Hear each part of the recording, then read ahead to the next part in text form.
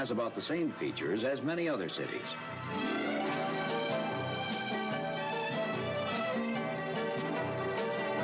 But it does have one thing that's very much different. Olean is protected by the unsleeping Ives.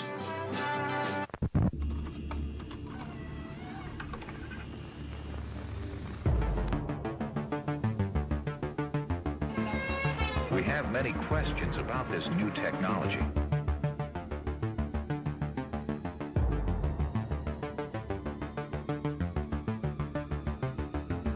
You are recorded.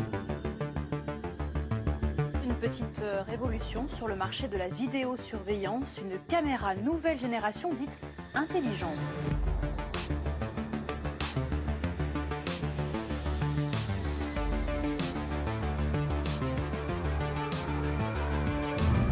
Ça y est, nous y sommes. Il aura fallu 50 ans. 50 ans pour que l'intelligence artificielle donne aux autorités un pouvoir jamais égalé. Celui de tout voir, tout entendre, partout, tout le temps. Le FBI aurait la capacité d'identifier 50% du pays à partir d'une seule photo. Les caméras de surveillance sont partout. Le gouvernement dispose d'une vision sans limite. Ça a quelque chose de terrifiant. Au nom de la lutte contre le terrorisme, l'Europe, les États-Unis et surtout la Chine se sont lancés dans une inquiétante course aux technologies de surveillance. Suivi, localisé, traqué. Plus rien n'échappe à cet œil qui ne dort jamais. Non content de nous scruter jour et nuit, 500 millions de caméras dans le monde prétendent désormais détecter nos émotions, repérer les comportements suspects et même prédire les crimes avant qu'ils ne se produisent. Qu'est-ce que vous préférez? Être en sécurité ou éviter d'être scanné par une intelligence artificielle? Moi, je veux être en sécurité. C'est très dommage qu'on ne perçoive pas le caractère paranoïaque donc, en fait, de cette idée, qui du coup implique comme réponse l'idée qu'il faudrait en permanence pouvoir surveiller tout le monde. Une obsession sécuritaire qui, dans certains pays, est en train de donner naissance à un régime d'un nouveau genre, le totalitarisme numérique.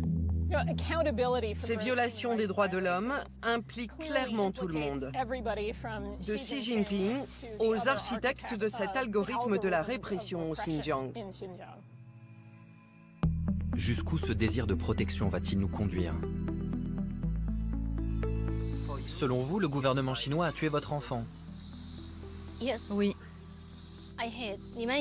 Je hais la technologie.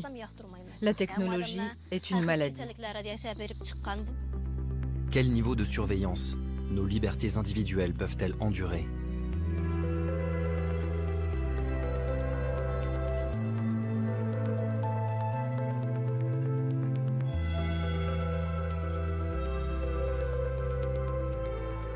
La révolution numérique va-t-elle transformer notre monde en une planète habitée par 7 milliards de suspects?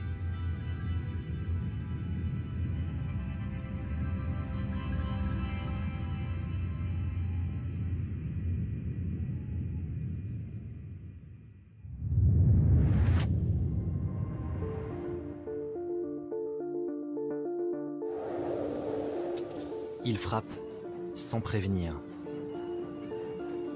se dissimule pour mieux surprendre. Cela peut être lui ou elle. Le terrorisme est un ennemi bien souvent silencieux. Une menace quasiment indétectable qui, le 14 juillet 2016, a plongé toute une ville dans l'angoisse. Nice. Nuit d'horreur à Nice. Ce camion qui a foncé sur la foule en pleine fête du 14 juillet sur la promenade des Anglais. Le bilan est effroyable s'alourdit donc encore ce matin. Il est désormais d'au moins 84 morts, parmi lesquels des enfants. En pleine fête nationale, un terroriste au volant d'un camion fou sème la mort dans la ville la plus vidéosurveillée de France. Un drame que certains ont vécu en direct à travers les écrans du centre de vidéosurveillance. Comment est-ce qu'on peut imaginer à un moment donné qu'un être humain puisse avoir l'idée de faire ça? On était sur une scène de guerre.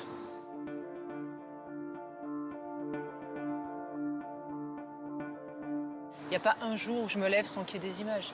Il n'y a pas un jour sans que je pense aux victimes. On a vu des gens mourir, on a vu des gens blessés, on a vu la peine, l'horreur, la douleur, en étant impuissant. C'est affreux comme sentiment. Jusqu'à la fin de ma vie, j'y penserai. Les 2000 caméras présentes dans la ville n'ont pas permis d'éviter le drame. Désormais, la peur s'immisce dans chaque grand rassemblement. Pour prévenir tout nouvel acte terroriste, la mairie a décidé de miser sur une nouvelle technologie. Un dispositif pour filtrer les entrées et sorties, expérimenté pour la première fois en France dans l'espace public.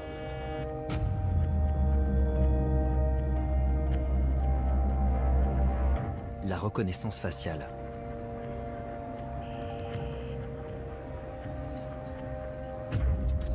Bonsoir à tous, merci de vous porter volontaire pour cette expérimentation de reconnaissance faciale. On va voir avec le logiciel qui est en test comment il va être possible de vous reconnaître. Vous allez entrer dans la zone de reconnaissance faciale au milieu d'autres personnes. Chacun va avoir un scénario à jouer. Donc Mélinda, tu seras une personne qui sera recherchée car en fuite en hôpital. Et nous avons Aymen qui donc va jouer également une personne d'intérêt qui aura le visage en partie dissimulé. Et bien allez, on y va. Un logiciel va utiliser les caméras de la ville pour mettre un nom sur le visage des volontaires. Avec l'aide d'une seule photo, il va tenter de les identifier lorsqu'ils franchiront les portes du carnaval. Aymen jouera un apprenti terroriste.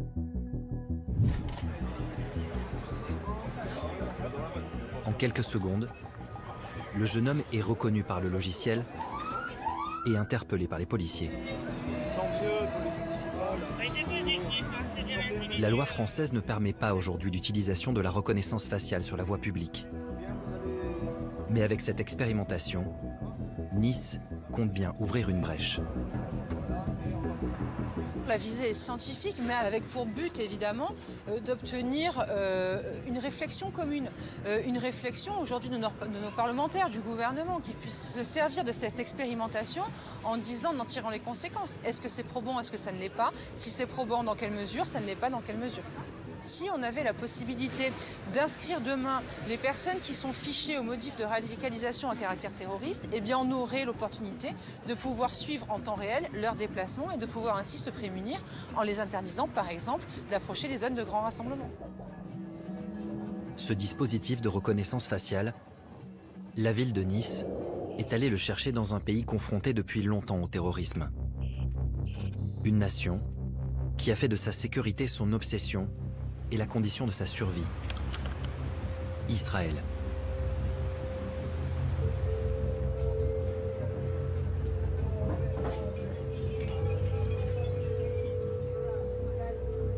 C'est en banlieue de Tel Aviv, derrière les parois vitrées de ce bâtiment, que le logiciel testé à Nice a été mis au point.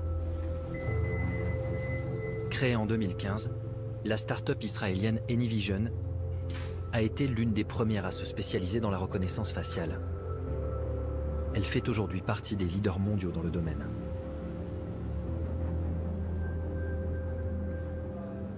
Voilà donc notre bureau. Nous avons environ 250 personnes en tout qui travaillent pour nous. Et 6 bureaux à travers le monde. Là, nous avons 150 personnes. Ça, c'est notre salle à manger. Si vous voulez prendre un café, vous pouvez vous servir. On a une machine à expresso fabuleuse.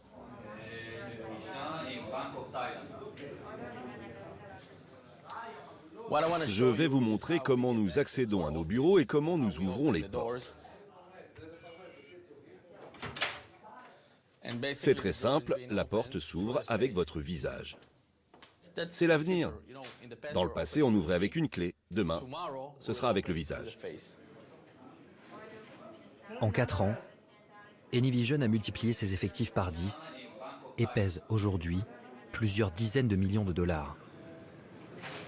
D'après son PDG, son logiciel est capable de reconnaître n'importe qui, dans n'importe quelle condition, avec une efficacité estimée à plus de 99%. Voici comment fonctionne l'intelligence artificielle. Tout d'abord, on détecte le visage. Ensuite, on en extrait un modèle mathématique comme une empreinte digitale.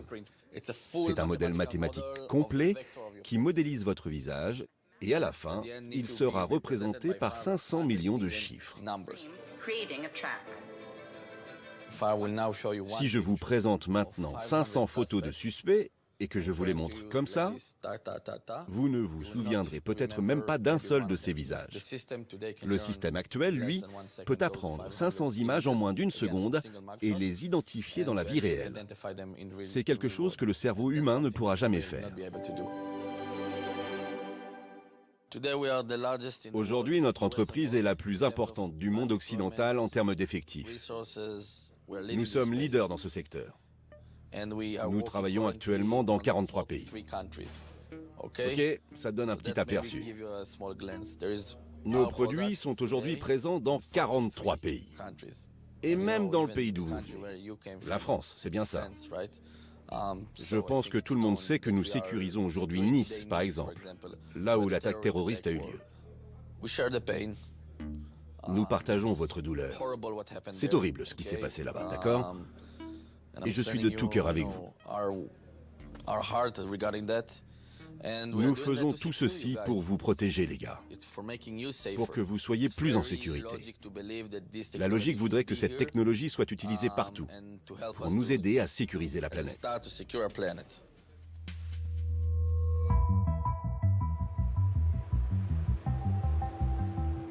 Banques, hôpitaux, écoles. Le dispositif de reconnaissance faciale d'Anyvision est utilisé partout en Israël, y compris par la police pour sécuriser la ville de Jérusalem. L'État hébreu est aujourd'hui l'un des principaux exportateurs de systèmes de surveillance dans le monde. Une expertise acquise au fil de l'histoire.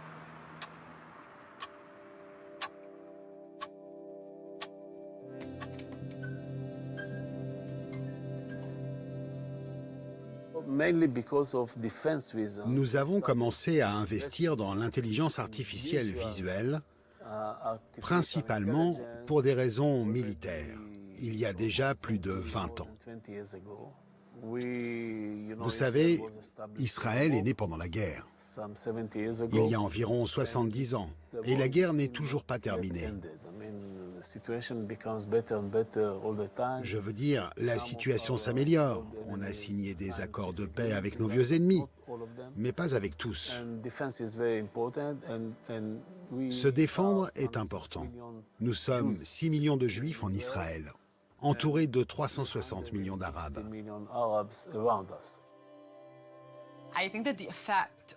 L'effet de l'occupation de la Cisjordanie et de Gaza, mais aussi le fait d'être situé au cœur du Moyen-Orient et de surveiller constamment l'intégralité des pays autour de nous, c'est ce qui a permis à cette industrie de se développer. Israël compte le plus grand nombre de sociétés de surveillance par rapport à d'autres pays.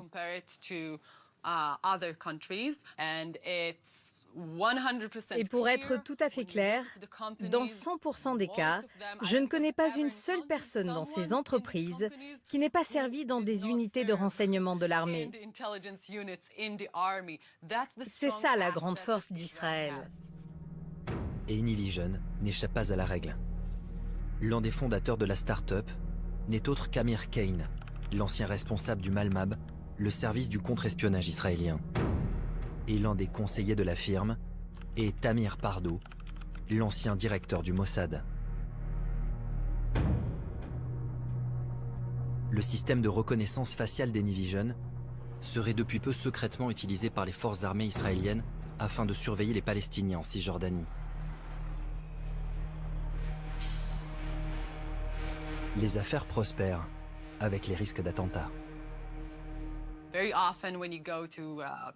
Très souvent, lorsque vous vous rendez dans des salons en Israël dédiés aux technologies de surveillance, et c'est mon cas, vous entendez en introduction des discours sur la menace croissante du terrorisme en Europe, sur les risques d'attentats, etc. Évidemment, je ne dis pas que cette menace n'est pas réelle, mais au bout du compte, il s'agit d'apporter une solution à un problème. Et si vous voulez vendre une solution, il vous faudra communiquer sur ce problème et expliquer pourquoi votre produit est la meilleure solution. Qu'est-ce que vous préférez? Être plus en sécurité quand vous sortez dans la rue le matin? Ou éviter d'être scanné par un système d'intelligence artificielle? Moi, je veux être plus en sécurité. Quand j'emmène mes enfants à l'école, je veux qu'ils soient en sécurité. La façon dont on s'y prend m'est complètement égale, mais qu'on assure leur sécurité. C'est ce que les gens vous diront, et c'est pourquoi nos produits ont tant de succès et ont obtenu une place de choix sur ce marché.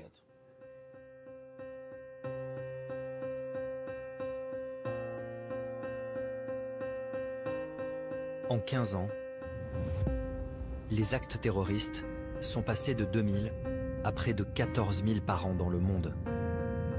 Quant au nombre de tués, il a été multiplié par 9. Comme un virus, la peur des attentats se propage.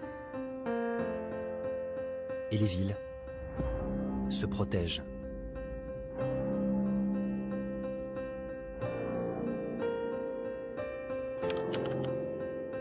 Donnant ainsi naissance à un tout nouveau secteur, celui de la vidéosurveillance intelligente. Un marché estimé aujourd'hui à près de 40 milliards de dollars, que certains appellent le marché de la peur. C'est un modèle de société paranoïaque en réalité qui se cache derrière, où l'ennemi est parmi nous, est caché parmi nous, et c'est un de nos frères au fond parmi nous. Voilà. C'est très dommage qu'on ne perçoive pas le caractère paranoïaque donc, en fait, de cette idée, hein, donc, qui du coup implique comme réponse l'idée qu'il faudrait en permanence pouvoir surveiller tout le monde, soi-même, ses frères encore une fois, hein, sa propre communauté, la surveiller en permanence parce qu'à tout moment, quelqu'un peut venir vous planter un couteau dans le dos, c'est ça le truc.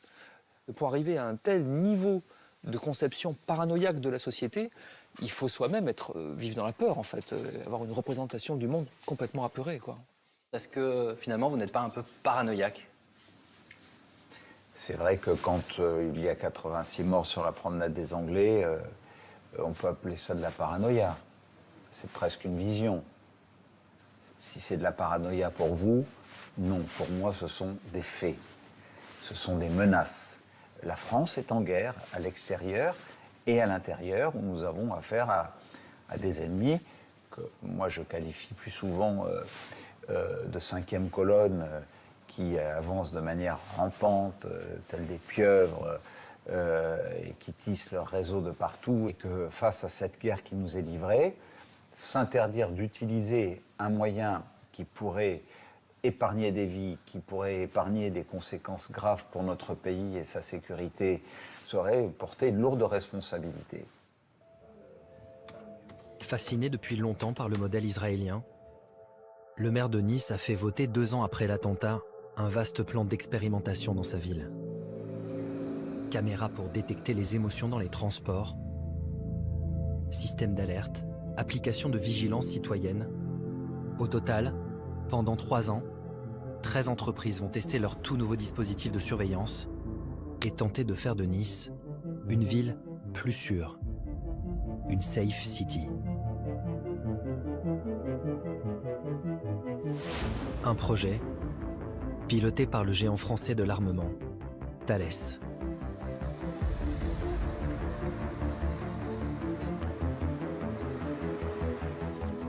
« 98% des attentats qui ont été empêchés l'ont été par des renseignements humains. Deuxième chose, même dans l'enquête qui existe toujours à Nice, sur d'éventuelles complicités, etc., qu'est-ce qui nourrit le travail des enquêteurs après coup, hein, mais c'est tous les éléments classiques de l'enquête de police judiciaire, hein, l'enquête de voisinage, d'un côté, l'étude de la téléphonie, l'étude de l'ordinateur, voilà. C'est pas les caméras, encore une fois, qui n'ont fait que filmer l'horreur à l'instant où il se produit, c'est-à-dire qui n'ont servi rigoureusement à rien, véritablement à rien.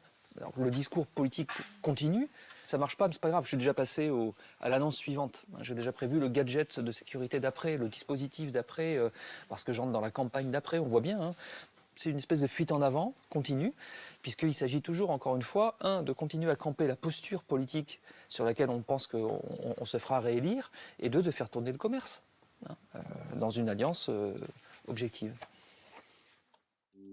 Pour vendre niçois le concept de Safe City, la ville de Nice et Thales n'hésitent pas à mélanger les risques que pourrait courir la population. Dans la convention passée entre les deux parties, à la page 23, un graphique met l'accent sur les menaces qui pèseraient aujourd'hui sur les villes. Avions détournés, risques nucléaires, catastrophes naturelles.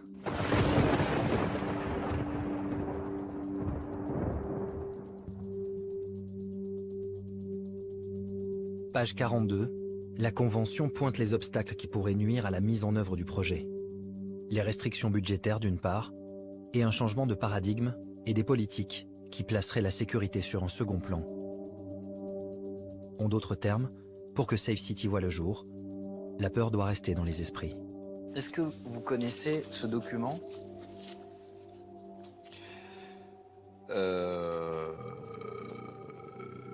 Oui.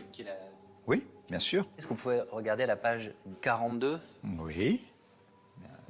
Volontiers, je n'ai pas lu... vous imaginez, puisque je demande à mes collaborateurs de me faire des synthèses, mais... Est-ce que quand vous voyez ça, est-ce que vous ne pensez pas que quelque part Thales joue avec vos peurs ? Non, pas du tout. Je dis que heureusement qu'il y a des industries et de grandes industries françaises qui travaillent sur des sujets qui peuvent être mis à disposition des pouvoirs publics. Vous pouvez me proposer qu'on en revienne aux arbalètes, aux armes du chevalier Bayard à Marignan. La guerre du XXIe siècle se mène avec les armes du XXIe siècle.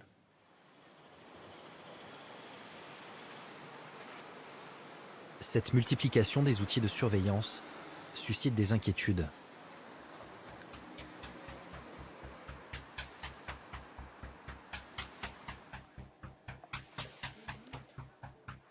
Plusieurs associations ont décidé de faire front commun pour dénoncer ce qu'ils considèrent comme une atteinte à nos libertés individuelles.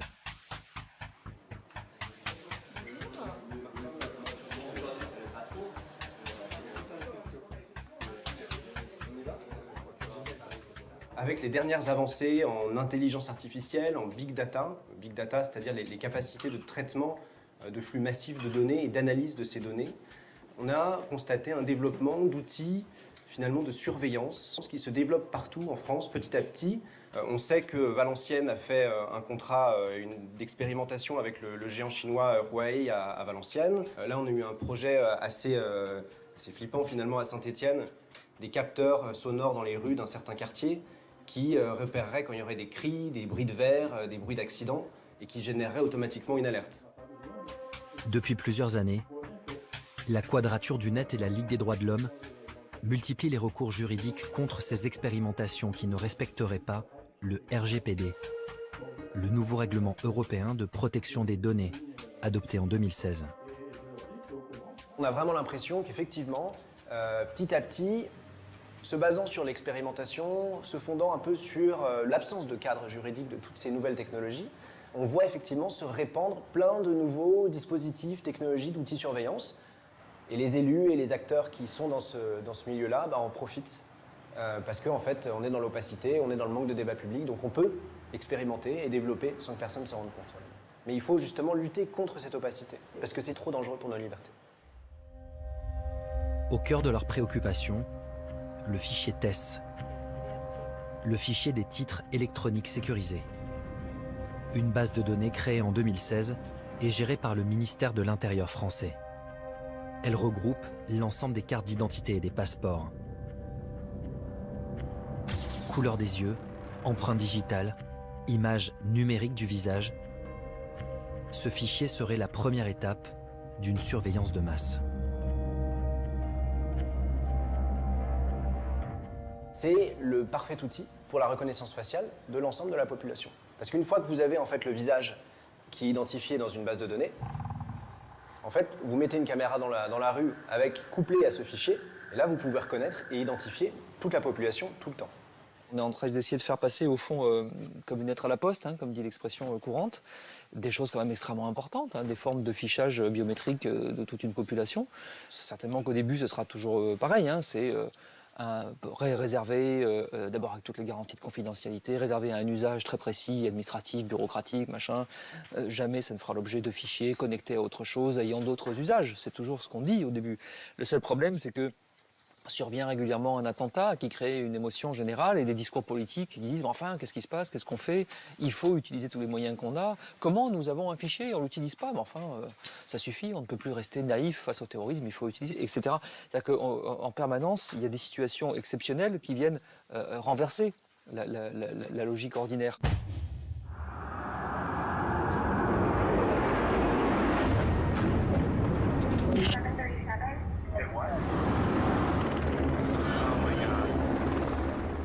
Aux États-Unis, l'événement qui a renversé la logique ordinaire a eu lieu le 11 septembre 2001, lorsque 4 avions sont venus détruire les symboles d'une Amérique toute puissante.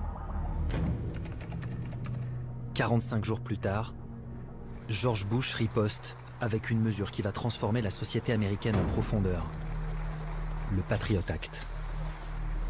Patriot Act was the clear, considered response of a nation at war. Le Patriot Act étend considérablement les pouvoirs des autorités américaines. Le FBI est autorisé à fouiller dans les données personnelles, fiches médicales, relevés bancaires. La NSA a la possibilité de placer sur écoute, sans mandat, tout citoyen américain.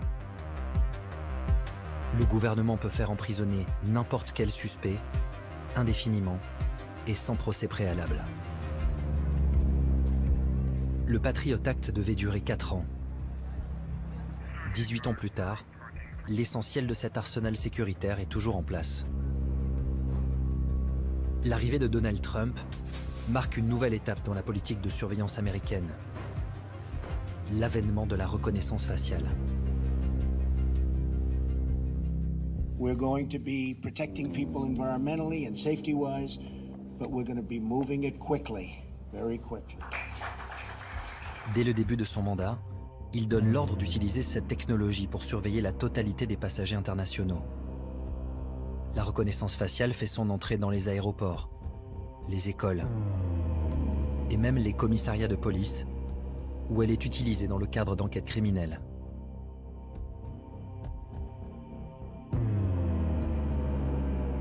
Une contamination qui fait descendre les Américains dans la rue et force le Congrès à ouvrir une commission d'enquête sur la reconnaissance faciale.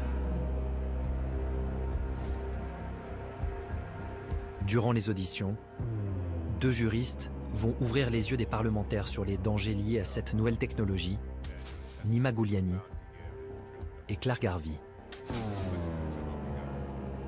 Comment allons-nous empêcher la création d'un état de surveillance? Comment protéger les libertés que nous accorde le premier amendement et ne pas se dire « je ne peux pas aller à cette manifestation de peur que mon visage soit scanné ». La reconnaissance faciale donne aux forces de l'ordre un pouvoir qu'ils n'ont jamais eu auparavant. En 2016, nous avons déposé des demandes d'accès à des documents publics dans plus de 100 juridictions à travers le pays, demandant simplement quelles données biométriques y étaient conservées.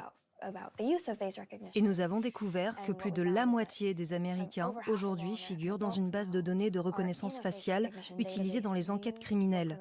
Et ce, uniquement grâce à leur permis de conduire ou à leur carte d'identité. Et ça, personne ne le savait.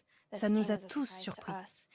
Le FBI aurait la capacité d'identifier 50% du pays à partir d'une seule photo. Le Congrès n'a jamais autorisé le FBI à avoir accès à ces informations. Et les gens qui obtiennent leur permis de conduire n'ont jamais coché une case ou spécifié « Je consens à être dans cette énorme base de données de reconnaissance faciale ». Les deux femmes vont révéler l'une des défaillances les plus inquiétantes du système de reconnaissance faciale. Son incapacité à identifier correctement les personnes de couleur.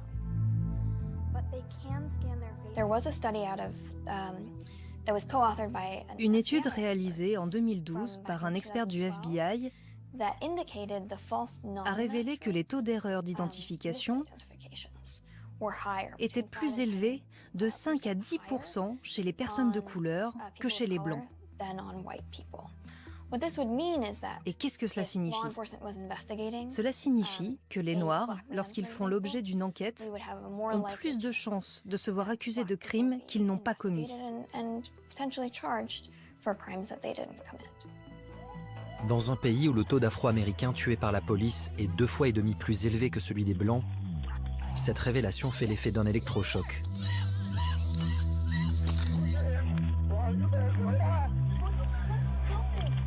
D'autant qu'une firme propose aux policiers un nouveau système qui leur permettrait d'utiliser la reconnaissance faciale sur le terrain, en temps réel, avec des caméras embarquées. Hi, ma'am.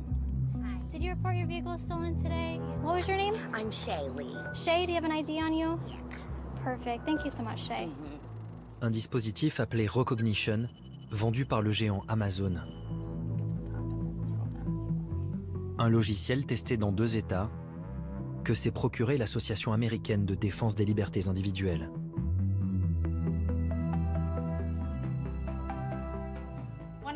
Ce que nous voulions faire, c'était tester le logiciel de reconnaissance d'Amazon, tester son efficacité. On a pris des photos des membres du Congrès et on les a comparées à une base de données de 25 000 photos d'identité. En comparant les photos d'identité des députés américains avec une base de données de personnes fichées par la police, le logiciel d'Amazon a confondu 28 membres du Congrès, essentiellement des personnes de couleur, avec des délinquants. Il y a eu 28 faux jumelages, y compris les parlementaires Gomez, Sonia et Clay, qui siègent à ce comité. Et 40% de ces fausses correspondances étaient des députés de couleur. Je pense qu'à ce moment-là, c'est vraiment devenu une question concrète pour les membres du Congrès. Beaucoup de députés qui n'avaient même jamais pensé à la technologie de la reconnaissance faciale ont soudainement compris « Hey, je pourrais être l'une de ces erreurs. Cette technologie pourrait être utilisée contre moi. » Je pense que cela a vraiment changé leur façon de voir les choses parce qu'encore une fois, c'était un test réalisé dans des conditions parfaites. Malgré ces révélations au Congrès américain, Amazon continue à vendre son logiciel aux policiers.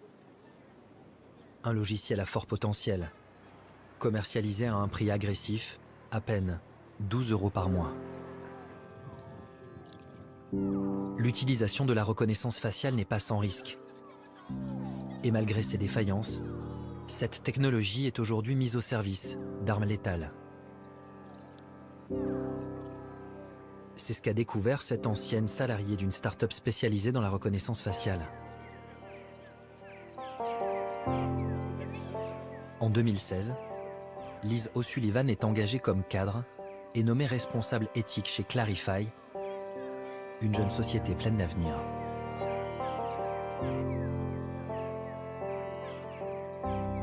À l'époque, c'était une opportunité incroyable. Clarify était la start-up de New York. Tout le monde en parlait. C'était en plus une entreprise qui œuvrait pour le bien-être de la société. Sa mission, c'était de rendre la vie meilleure. C'était leurs éléments de langage. Nous étions tous très fiers. C'était comme une secte. C'était vraiment très amusant. Tout le monde était si intelligent, si beau et tellement amical. C'étaient les gens les plus gentils et les plus intéressants que vous pouviez rencontrer. Un an après son embauche, l'ambiance de Clarify change du tout au tout.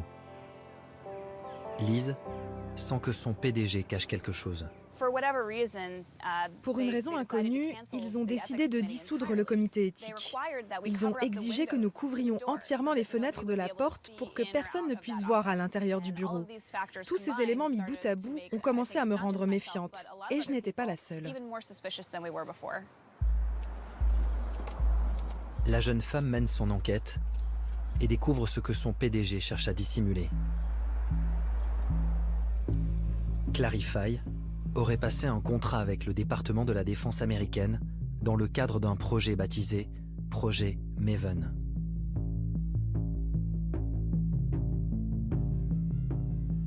Le projet Maven est un contrat du ministère de la Défense qui représente des millions et des millions de dollars.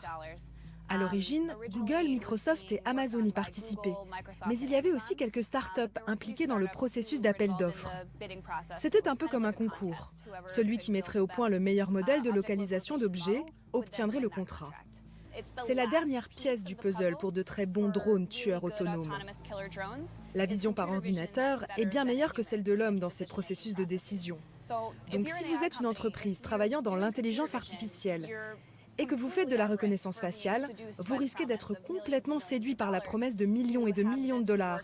Et vous allez travailler dans ce sens. En 2 ans, le Pentagone aurait ainsi investi plus de 70 millions de dollars pour mettre au point un drone capable de viser une cible de manière autonome, sans intervention humaine, grâce à la reconnaissance faciale.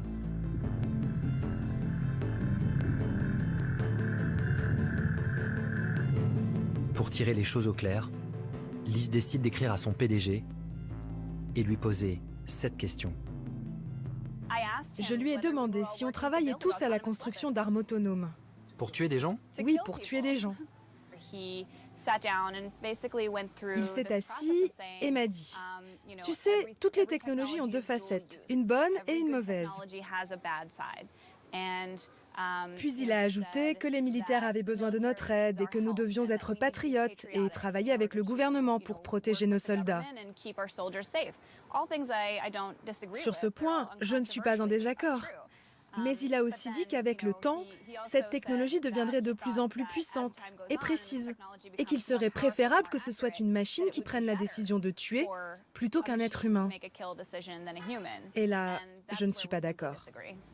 C'est comme dans Terminator. Exactement, comme dans Terminator.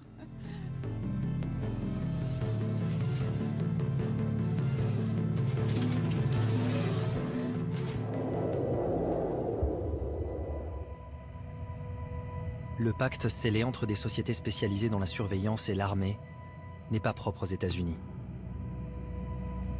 En Europe, ce type de partenariat public-privé a pris une ampleur considérable ces dernières années. Et il suffit de plonger dans les rapports de la Commission européenne pour s'en rendre compte. Des rapports qu'un chercheur anglais a décortiqués pendant plus de 5 ans.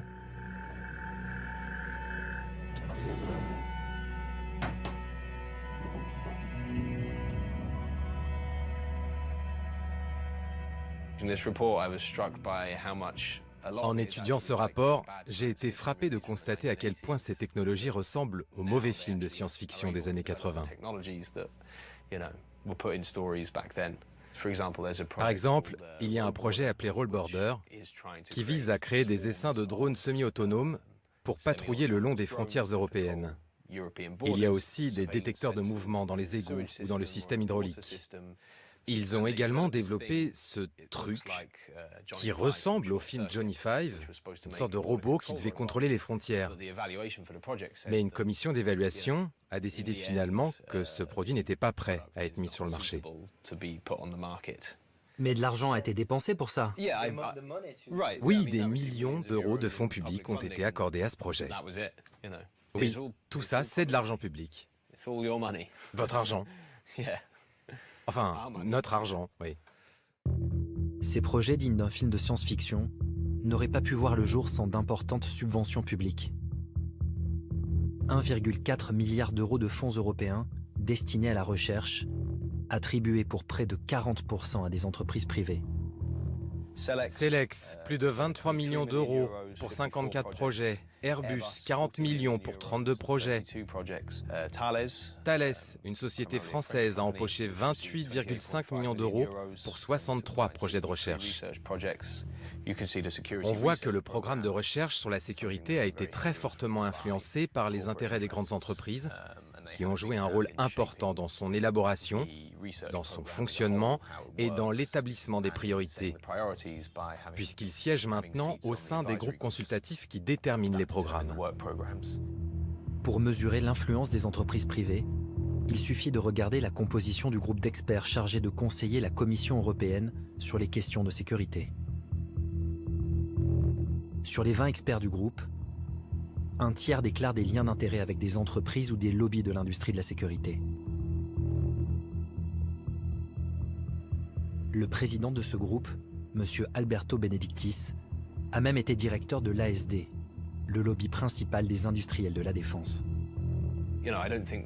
Vous savez, je ne pense pas que les personnes derrière ces projets sont nécessairement des individus malveillants. Mais il y a un dicton qui dit « l'enfer est pavé de bonnes intentions ».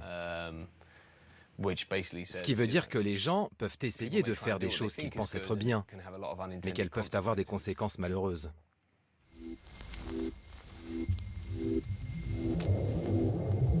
Si l'Europe nous prépare un monde sous surveillance, en Chine, la réalité a déjà dépassé la fiction.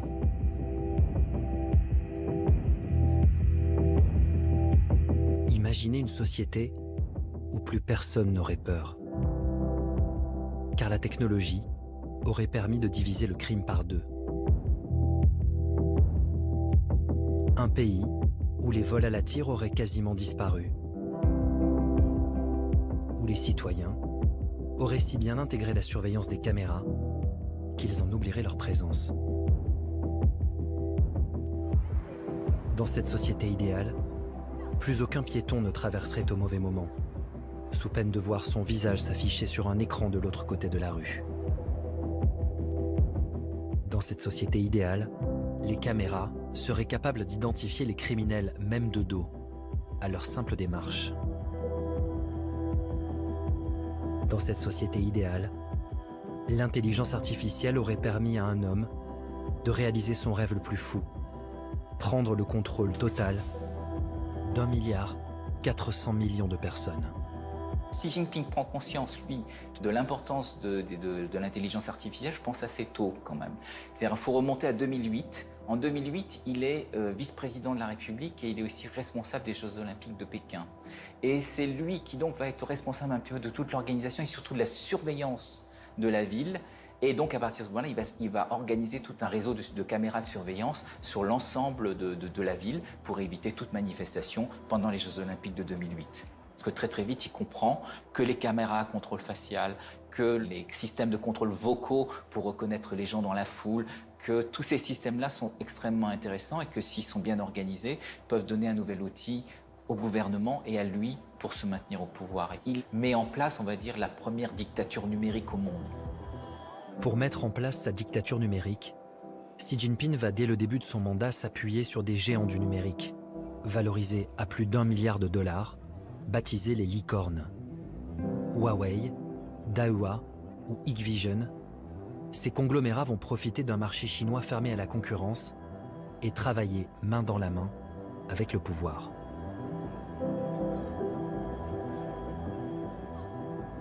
Les licornes sont bien sûr au cœur du système. Aujourd'hui, les entreprises privées, au-delà de 50 personnes, sont obligées d'avoir une cellule du parti avec un secrétaire général du parti de la cellule à l'intérieur. Ça veut dire que finalement, les licornes sont devenues le bras armé de la politique de Xi Jinping. Les licornes sont devenues obligatoirement et peut-être pas forcément avec plaisir, on va dire des collaborateurs du système. Avec l'aide des licornes, Xi Jinping va faire basculer le pays dans un univers orwellien que personne n'avait anticipé. En 2013, année de son investiture, la Chine comptait près de 100 millions de caméras. En 2020, 600 millions. Soit une caméra pour 2 habitants.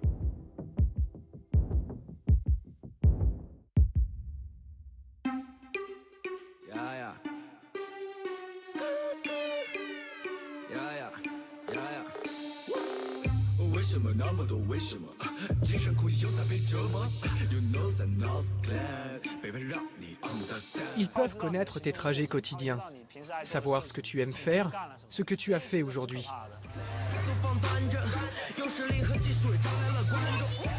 Les caméras de surveillance sont partout. Le gouvernement dispose d'une vision sans limite. Ça a quelque chose de terrifiant. Le système de surveillance chinois, ce jeune artiste a décidé de le défier, de le fixer droit dans les yeux pendant des heures pour le narguer. Lorsque mon regard traverse la caméra, lorsque je cligne des yeux, c'est comme si j'entrais en contact avec la personne qui se trouve derrière l'écran. Nous créons ainsi un échange entre deux êtres humains. Et à ce moment-là, ce système immense, ce contrôle infaillible et effrayant peuvent être temporairement oubliés. À 29 ans, Gaëlou est l'un des rares à oser dénoncer ouvertement ce développement fulgurant du Big Brother chinois. Une surveillance très intrusive qui s'inscrit dans une longue tradition.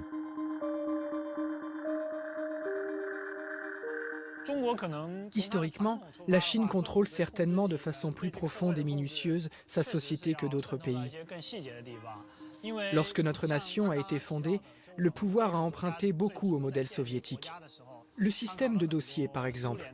Les autorités ont un dossier sur chaque citoyen où tout est compilé, y compris les mauvaises actions qu'on a pu commettre. Et ça nous suit toute la vie. Même si on change et qu'on devient meilleur, toutes les fautes qu'on a pu commettre, même si on les a réparées, sont inscrites à jamais dans notre dossier. C'est comme une tâche indélébile. Ce contrôle social est sans limite. Et il suffit de prendre le train rapide entre Shanghai et Pékin pour s'en rendre compte. Depuis peu, voici ce que l'on peut entendre au moment du départ.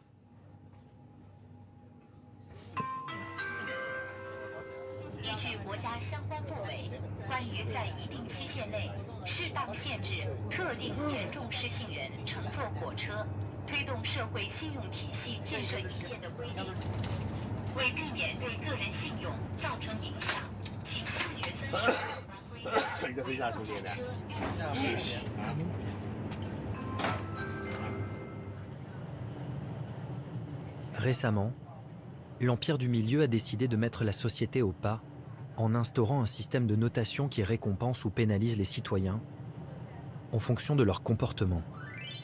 Un système baptisé crédit social, expliqué dans une vidéo pédagogique.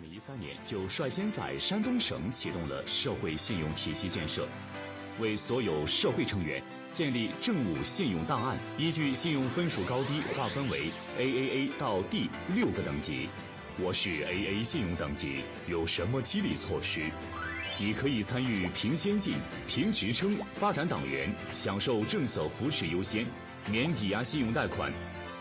我酒后驾驶，等级降为 B 级。很遗憾，你不能入党，不能当村区书记，不能参选2代表1委员。 我受到行政拘留，信用等级降为 C 级。Sorry， 一处失信，处处受限，你不能享受政府贴息贷款。我是法院老赖，等级降成 D 级。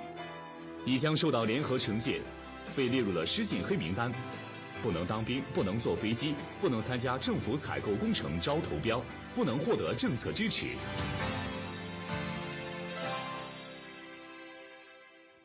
Cette notation désormais généralisée est officiellement un moyen pour le gouvernement chinois de lutter contre les incivilités.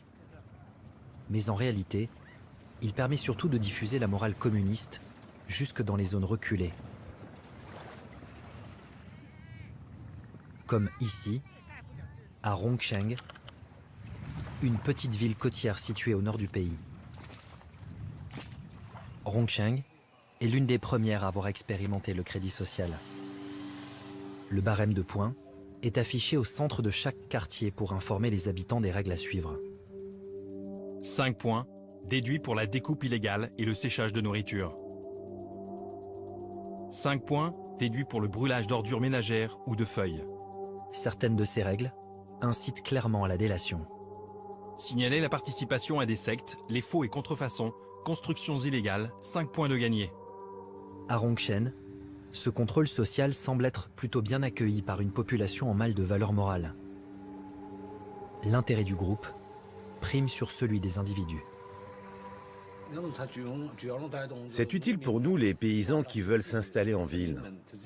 Ça nous fait réfléchir pour nous améliorer. Et puis le système de points qu'on ajoute, qu'on retire, pour les citadins, c'est bien. Cela permet de s'élever. Tout le monde veut avoir des points en plus, pour devenir des résidents d'excellence. Chacun est responsable de son comportement, se surveille. Il faut avoir une bonne attitude, des bonnes habitudes. Comment voyez-vous les gens qui sont mal notés? Comment dire? Ceux qui ont des scores bas, on va un peu moins les fréquenter. Si on n'est pas vertueux, personne ne voudra vous fréquenter.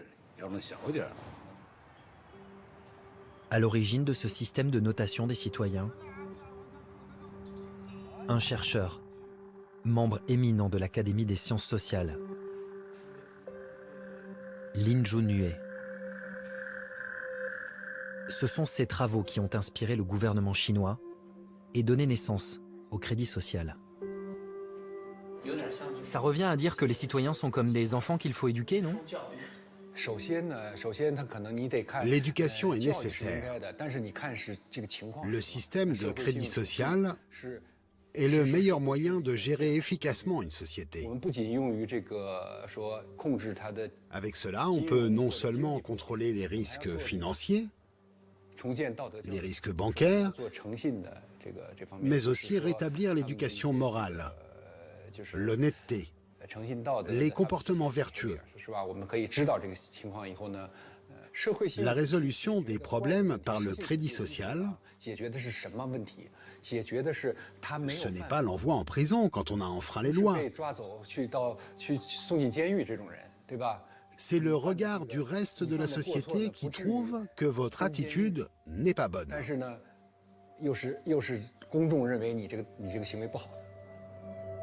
Crainte de la réprobation, peur de l'ostracisation, les citoyens sont muselés.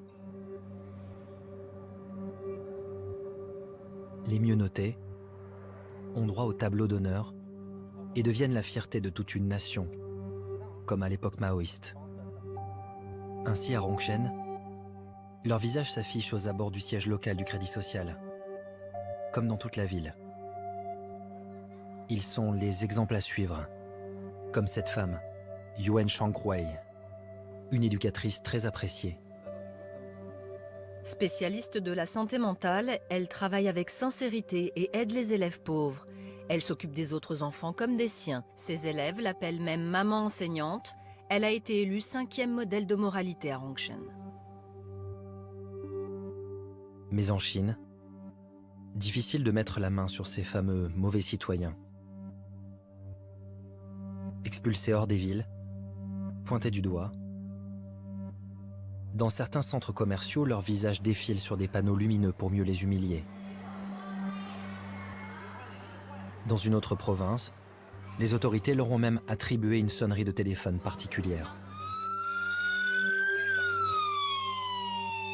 La personne que vous essayez de joindre a été mal notée par le tribunal de la ville de Dengfeng. Merci de l'inciter à se responsabiliser et de l'aider à respecter la loi.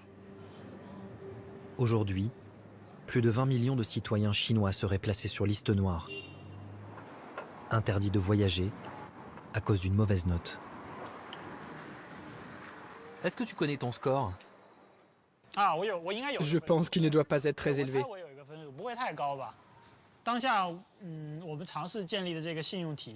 Le système de crédit social, à vrai dire, je n'aime vraiment pas ça.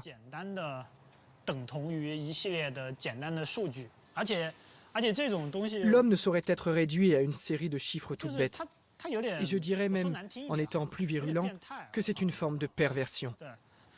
Plus personne n'osera faire des erreurs, tenter des expériences, prendre des risques. Nous deviendrons des morts vivants. Oui, des machines. Je trouve ça détestable. C'est terrifiant. Je n'accepte pas ce genre d'avenir.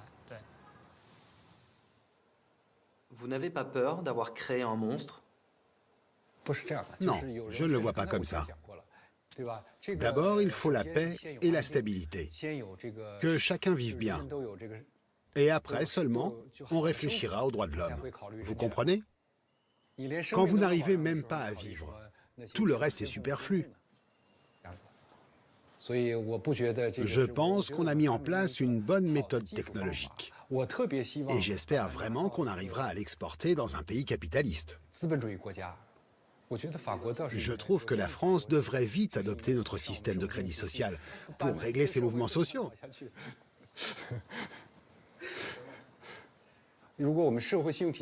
Si vous aviez eu le système de crédit social, il n'y aurait jamais eu les gilets jaunes. On aurait détecté ça avant qu'ils agissent. On aurait pu le prévoir, il n'y aurait pas eu ces événements. C'est l'un des atouts, l'un des grands avantages du crédit social. Selon ce chercheur, le Cambodge, le Sri Lanka et même le Chili et la Pologne seraient intéressés par ce système de crédit social. Progressivement, le Big Brother chinois s'exporte. Et ce n'est qu'un début. La Chine développe actuellement un immense plan d'investissement de 1000 milliards de dollars afin de renforcer ses échanges commerciaux et de la connecter avec le reste du monde. Grâce à ce projet baptisé les Nouvelles Routes de la Soie numérique par Xi Jinping, 60 à 80 pays devraient pouvoir bénéficier des technologies de surveillance chinoises. « 60 à 80 pays, dont la France, qui au printemps 2019 recevait en grande pompe le dirigeant de l'Empire du Milieu.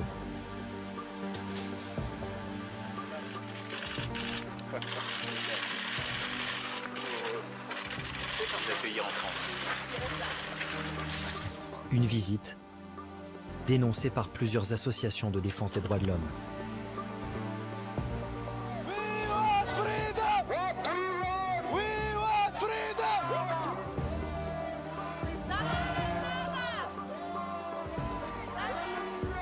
Nous sommes réunis aujourd'hui à cause du passage de M. Xi Jinping, président de la République populaire du Chine, à Paris. Nous savons que M. Xi Jinping est en train d'ouvrir ce qu'il appelle les nouvelles routes de la soie et qu'il espère inonder le monde à la fois avec ses produits chinois, mais aussi avec ses valeurs, comme on dit. Parmi la centaine de manifestants, beaucoup de réfugiés politiques, des Tibétains, mais surtout des Ouïghours, une ethnie à majorité musulmane vivant au nord-ouest de la Chine. Berthiard est arrivé en France en 2017.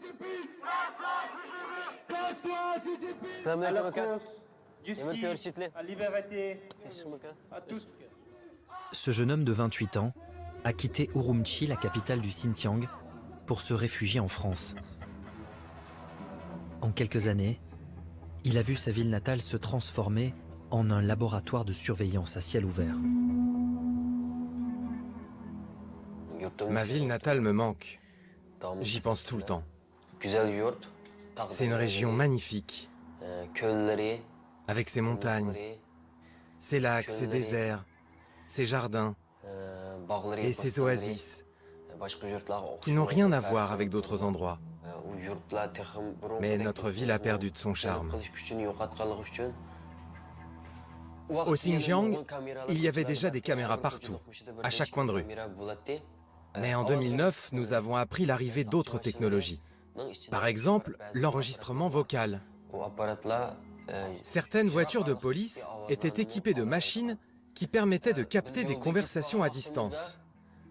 Quand on se baladait dans la rue en discutant, si on voyait une voiture de police qui passait, on arrêtait la discussion jusqu'à ce que la voiture s'en aille. Ensuite, ils ont inventé un appareil, une sorte de décodeur destiné aux familles. Forcément, nous étions méfiants. Parce que les gens disaient que l'appareil pouvait enregistrer les conversations à la maison.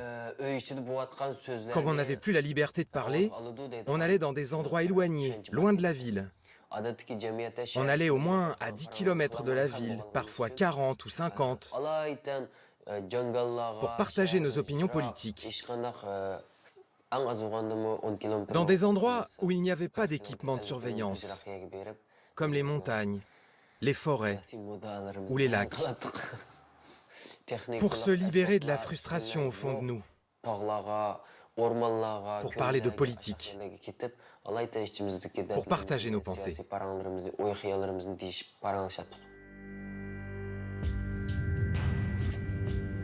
Au Xinjiang, le basculement a eu lieu le 5 juillet 2009.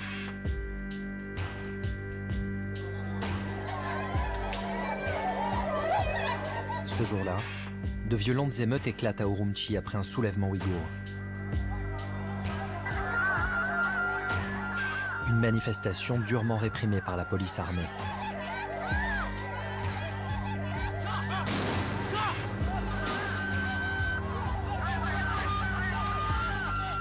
Munis de couteaux et de barres de fer, des émeutiers ouïghours s'en prennent aux Han, l'ethnie majoritaire chinoise, qui se venge dès le lendemain. Des affrontements interethniques qui causeront plusieurs centaines de morts.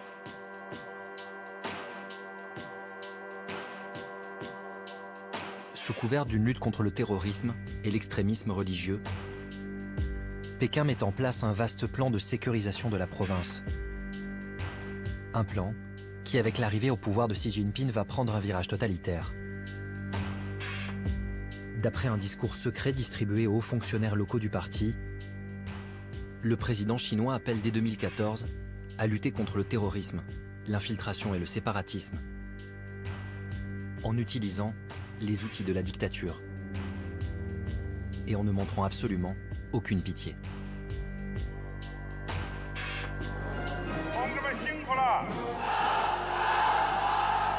Dix ans après les émeutes, au Xinjiang, le budget pour la sécurité a été multiplié par 10. Il atteint près de 10 milliards de dollars. La région est considérée comme la zone la plus surveillée au monde. Pour pouvoir filmer dans cette province, il faut déjouer le système de surveillance chinois, se rendre quasi invisible auprès des autorités. Car au Xinjiang, les journalistes étrangers ne sont pas les bienvenus.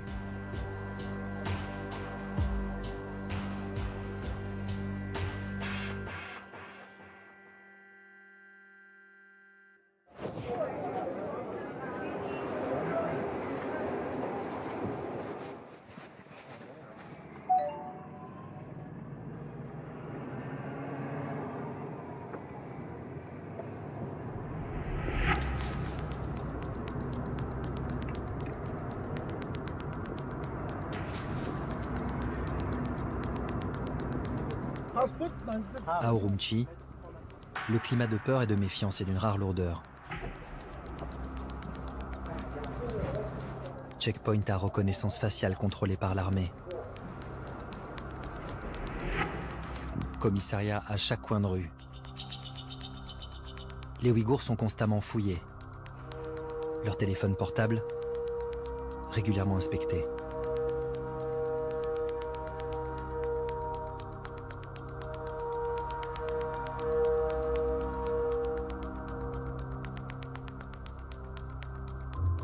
Une surveillance qui, à en croire ce chauffeur de taxi, a pris des proportions inimaginables ces dernières années.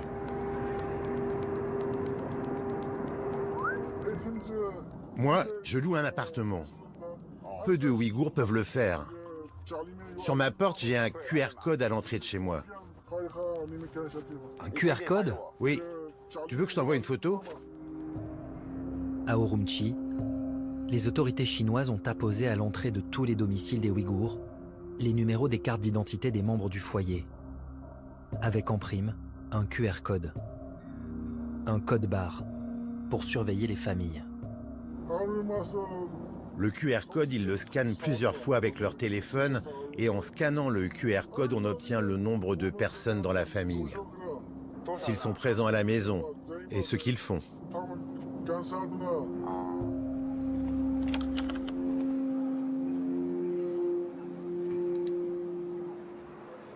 Les Ouïghours ne peuvent plus sortir du Xinjiang sans autorisation.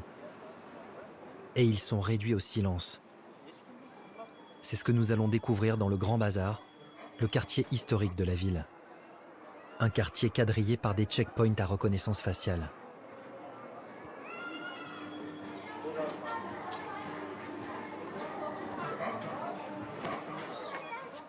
Ici, les slogans à la gloire du Parti communiste et du président Xi Jinping s'affichent sur la façade de la grande mosquée.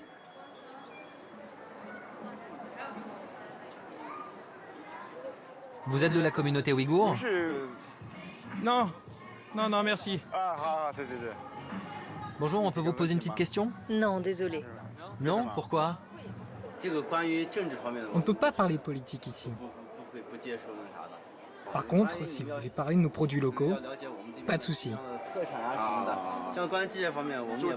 On parle d'une répression du gouvernement chinois envers les Ouïghours. Vous en avez entendu parler? Non, j'ai jamais entendu parler de ça. Non. Dans le Grand Bazar, les autorités ont donné pour consigne aux citoyens de ne pas s'adresser aux étrangers. D'ailleurs, des policiers s'assurent que personne ne déroge à la règle. Qu'est-ce qu'il y a? Contrôle des papiers.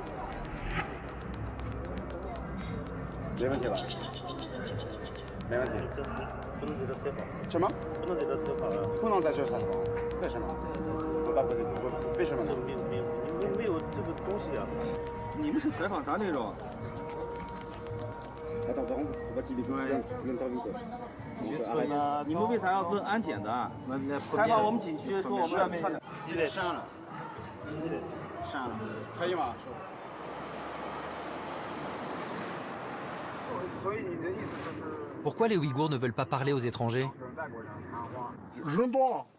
Il y a beaucoup de gens qui veulent témoigner, mais ils ont peur. Dès que l'on parle à un étranger, la police nous tombe dessus. Ce qui se passe au Xinjiang ne doit pas sortir d'ici. Le gouvernement ne veut pas que l'ONU soit au courant. Toutes les minorités se font arrêter et elles partent en rééducation. En ce moment, au Xinjiang, dans toutes les familles, il manque 3 à 4 personnes. La cible, ce sont les musulmans, ceux qui pratiquent, ceux qui vont à la mosquée. Ils vont tous en prison. Ils prennent minimum 5 ans de prison, enfermés dans des camps. Parfois même jusqu'à 25 ans. Tu connais des gens dans des camps? Ils ont pris mon père parce qu'il est allé prier à la mosquée. Mon père a 63 ans. Il a été condamné à 4 ans et 6 mois. Je ne peux rien y faire. Tu sais où il est, ton père? J'ai appris depuis une semaine qu'il est dans un camp là-bas. Est-ce qu'on peut y aller? On peut y aller, mais on ne peut pas accéder à l'intérieur. Même moi, je n'y suis jamais rentré. Et il ne faut pas y aller le soir. Notre chauffeur a promis de nous emmener voir ce fameux camp où son père serait détenu. Mais le lendemain matin, nous sommes contactés sur les réseaux sociaux chinois par une personne que nous ne connaissons pas. Donc j'ai reçu un message hyper bizarre ce matin. À 8h30. Elle nous informe que notre chauffeur ne viendra pas. En gros, elle me dit bonjour, est-ce que vous allez bien? Est-ce qu'il y a quelqu'un? Parce que j'ai pas répondu puisque je me réveillais. Pourquoi c'est toi qui me contactes? C'est mon camarade de classe. Il m'a raconté ce qu'il a fait hier. Et après, il a eu un problème. Il a reçu un appel. Il a eu des soucis. Je ne sais pas comment dire. Qu'est-ce qui s'est passé? Il va bien? Je ne sais pas comment vous dire. Il se fait interroger par les flics. La police veut connaître votre relation. Je vais contacter un ami pour voir s'il est disponible pour vous conduire. Il revient vers vous. Vous êtes d'accord? Ne parlez pas de choses sensibles à l'intérieur de la voiture. Garde pour toi tout ce que tu vois. Les gens ne sont plus pareils. On ne sait pas ce qu'ils cachent au fond d'eux.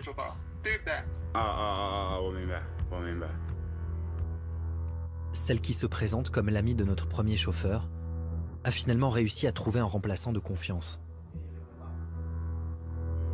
Mais en quittant notre hôtel, nous nous apercevons que nous sommes suivis. Plusieurs hommes nous attendent dans le hall. Nous reconnaissons l'un d'entre eux. Nous l'avions croisé la veille, dans le quartier historique. Au moment de partir, nous repérons une vieille voiture sur le parking, qui semble elle aussi nous attendre.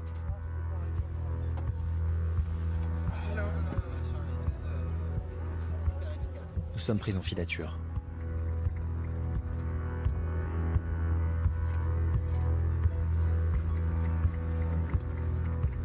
Quelques minutes plus tard, une deuxième voiture. Un 4x4 vert.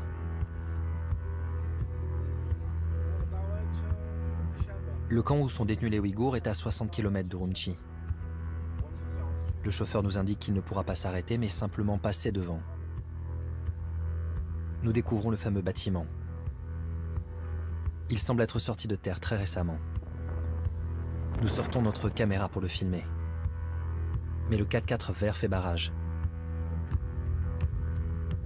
Nous décidons de faire le tour et de tenter de voler une image.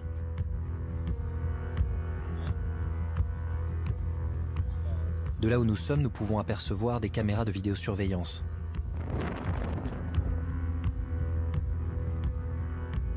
Une voiture de police et ses inscriptions sur la façade.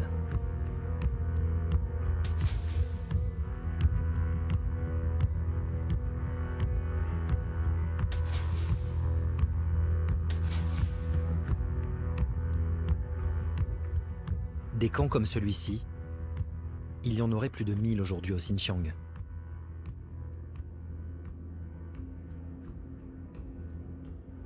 L'étude minutieuse des images satellites révèle l'étendue de la répression chinoise.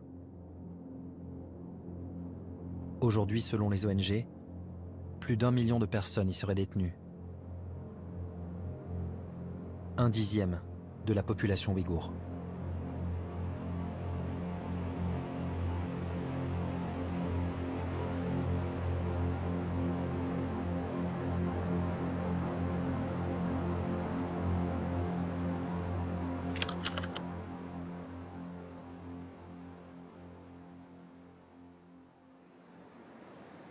Rares sont ceux qui ont pu s'enfuir. Nous avons réussi à rencontrer l'une d'entre elles. Elle s'appelle Mirigul Tursun. Elle est aujourd'hui réfugiée avec ses enfants aux États-Unis. Quand je suis avec les enfants, j'oublie tout. Je remercie Dieu. J'ai perdu ma famille et les autres, mais au moins j'ai mes enfants.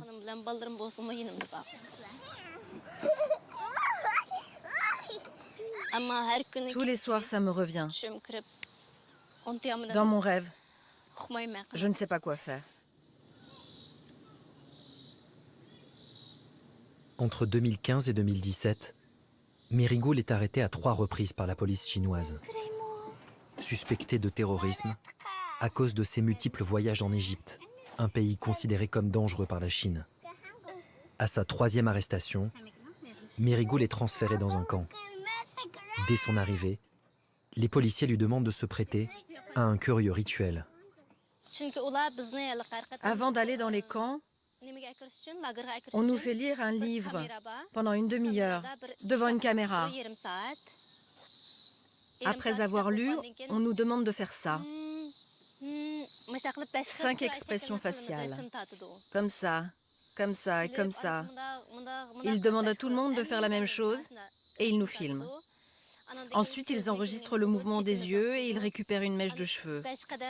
On nous fait marcher 5 pas en avant, 5 pas en arrière et ils mesurent également notre taille. Ça leur permet de nous identifier. C'est ce que je pense. Et comme ça, ils peuvent nous tracer même quand on est à l'étranger, par tous les moyens. Avec ma voix, une photo de moi de profil ou de dos. Séparée de ses enfants, seule, Mirigul découvre ce que la Chine appelle un centre d'enseignement. Un immense bâtiment quadrillé par des caméras, ressemblant plutôt à une prison. avec des barreaux à chaque fenêtre et plusieurs centaines de cellules. Merigoul a passé 3 mois dans un camp similaire à celui-ci, filmé par un journaliste chinois. J'étais cellule 210. Nous étions 68 femmes dans le même camp.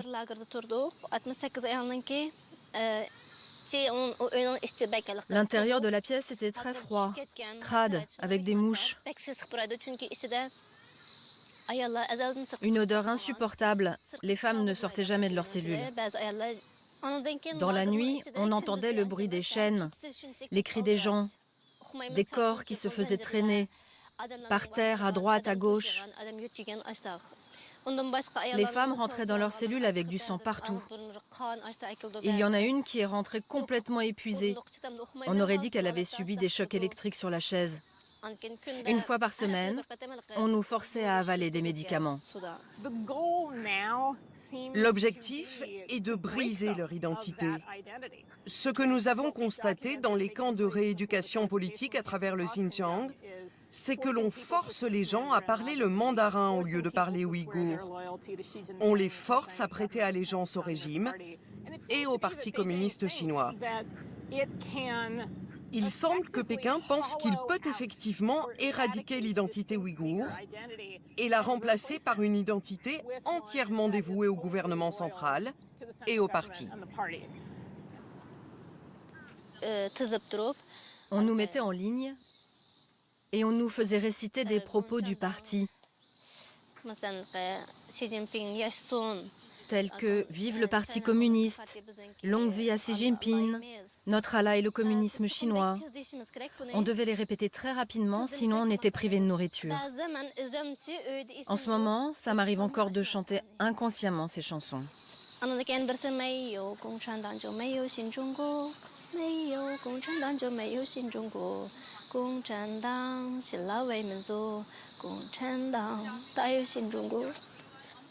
Pardon, désolée. C'est leur chanson préférée, pas la mienne.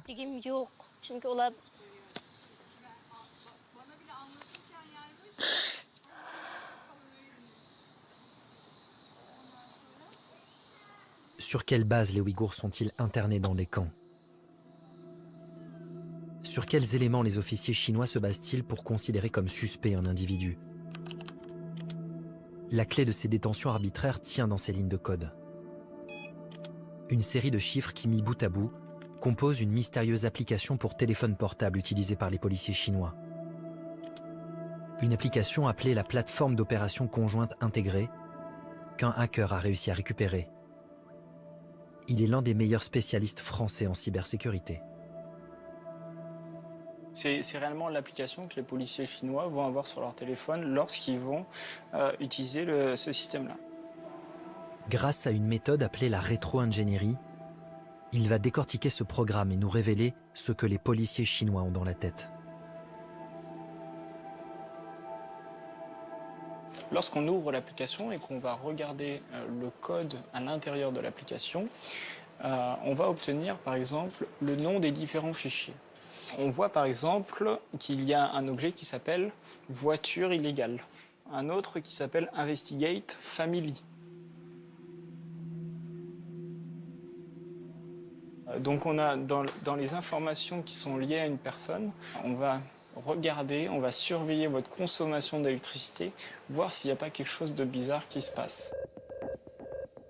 Avec cette application, les policiers font remonter ces informations dans les moindres détails. La consommation des compteurs d'eau, de gaz et d'électricité, le groupe sanguin, la couleur du véhicule, les mouvements à l'intérieur du pays, les déplacements à l'étranger, ou l'utilisation d'appareils pour faire de l'exercice physique. Autant d'informations qui peuvent suffire à vous rendre suspect. La pratique religieuse est elle aussi passée au crible. De l'achat d'un simple Coran au pèlerinage à la Mecque non déclaré. Relié en temps réel aux caméras de surveillance, aux checkpoints et aux smartphones des policiers, la plateforme liste des milliers de noms de personnes à interner chaque semaine. sans que l'on sache si cette liste est le fruit d'une décision humaine ou d'un algorithme. On a ici un des noms des sous-dossiers, ça va être HBFEC. HBFEC est une société qui appartient à un autre grand groupe qui s'appelle CETC. Pour cet expert, aucun doute possible. Derrière cette application se cache une entreprise chinoise, CETC, China Electronics Technology Group Corporation, une entreprise d'État. Ce travail de rétro-ingénierie, l'ONG Human Rights Watch l'a également réalisé en 2019. Cette ONG de défense des droits de l'homme a été la toute première à avoir mis la main sur cette application utilisée par les policiers chinois. Une application qui constitue une preuve évidente de violation des droits de l'homme et que l'ONG a baptisé l'algorithme de la répression. Les violations des droits de l'homme impliquent clairement tout le monde, de Xi Jinping aux autres architectes de ce système, mais aussi des entreprises comme CETC ou d'autres qui ont développé cet algorithme de la répression dans le Xinjiang. La plateforme d'opération conjointe intégrée serait la clé du système de surveillance chinois dans le Xinjiang. Des documents obtenus par un consortium international de journalistes montrent que sur une semaine seulement, du 19 au 25 juin 2017, la base de données notifie aux autorités locales 24 412 noms de personnes suspectes. Conséquence directe, 15 683 sont envoyés dans des centres dits d'éducation et de formation, tandis que 706 sont détenus pénalement, c'est-à-dire probablement destinés à la prison. Enfin, 2096 feront l'objet d'une surveillance préventive.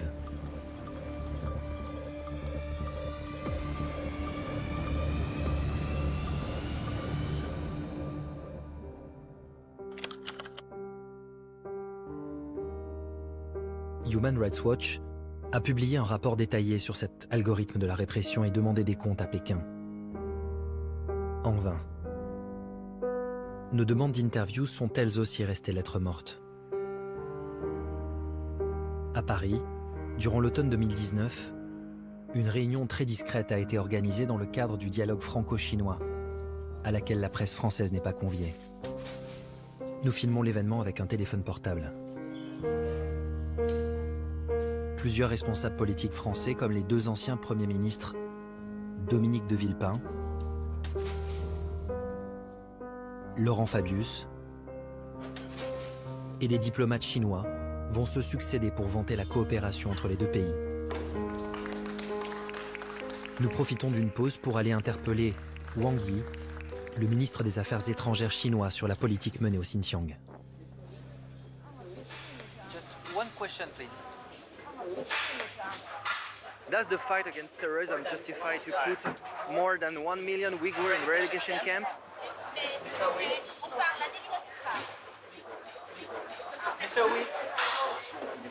Sorry?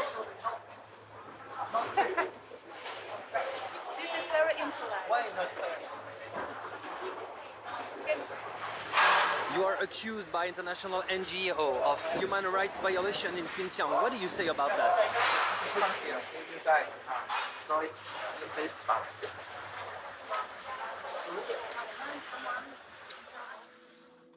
Aucune preuve.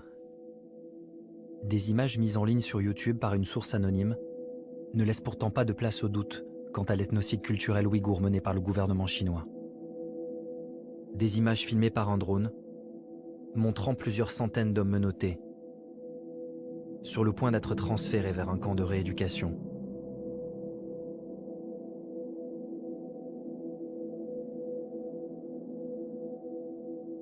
La mise en place de camps de rééducation avec le système de surveillance, la position de QR code sur les maisons qui donne la possibilité aux policiers de savoir qui est à l'intérieur, combien on gagne, ce qu'on fait, si les enfants vont à l'école, etc. De trains pour emmener ces Ouïghours vers des centres de rééducation ou de concentration, évidemment, rappellent des périodes de l'histoire qui sont assez dramatiques, de systèmes totalitaires qu'on a connus, c'est vrai, en Europe. Lorsqu'elle sert une idéologie totalitaire, la technologie peut causer des dégâts irréversibles. La répression des Ouïghours par le régime chinois en est aujourd'hui le symbole.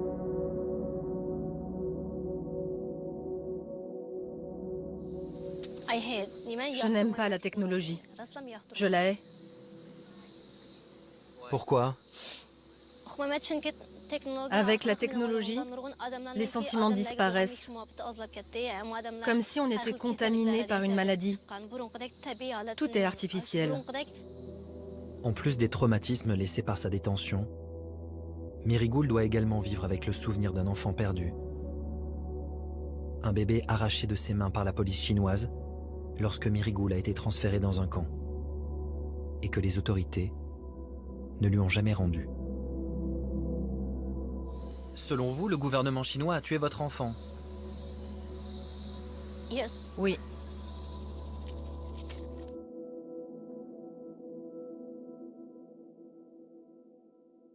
Si Merigoul a pu s'enfuir,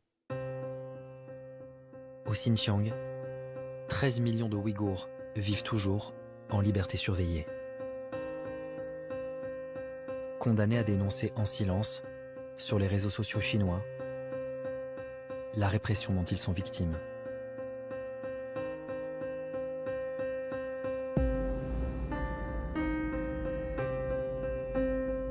Se nourrissant de nos peurs et de la course effrénée à l'intelligence artificielle, le virus de la surveillance semble n'avoir aucune limite.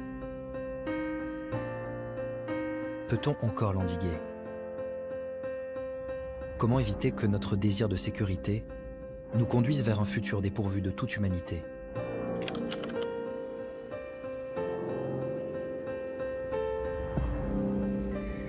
La ville de San Francisco, berceau de la révolution numérique, a fait un choix radical. Par un vote quasi unanime de ses conseillers municipaux, la capitale de la Silicon Valley est devenue en 2019 la toute première ville au monde à bannir la reconnaissance faciale de ses rues.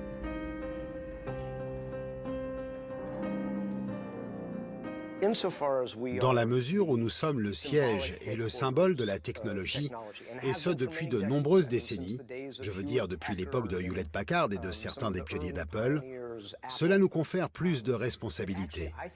San Francisco doit montrer l'exemple. À mesure que je m'informais, que je découvrais dans la presse ce qui se passait en Chine, j'ai fait le parallèle avec le régime nazi des années 1930 et 1940. Ce régime s'appuyait lui aussi sur des entreprises informatiques, mais avec des technologies beaucoup moins performantes. Donc, j'ai voulu prendre un engagement. À San Francisco, nous n'utiliserons jamais cette technologie pour ou contre notre population. Je comprends qu'il y ait des gens qui n'acceptent pas cette décision parce qu'ils veulent des rues plus sûres. Mais nous avons d'excellentes forces de l'ordre à San Francisco. Nous avons un faible taux de criminalité. Aujourd'hui, je veux remettre le génie dans sa bouteille.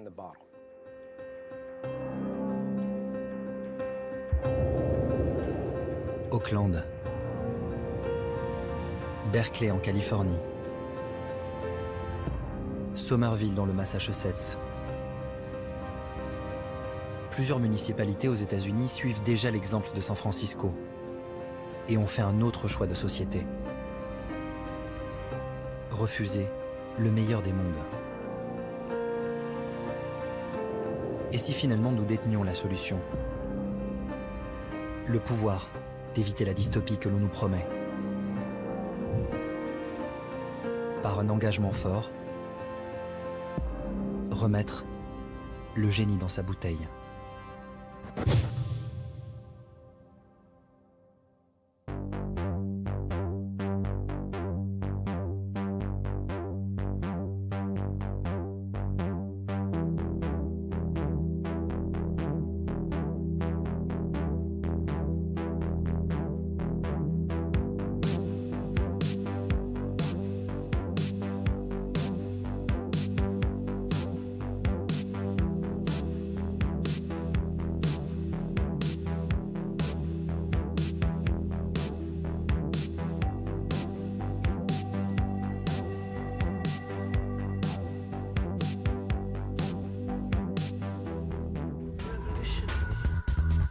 Revolution, Revolution, Revolution Inc. Revolution, Revolution, Revolution.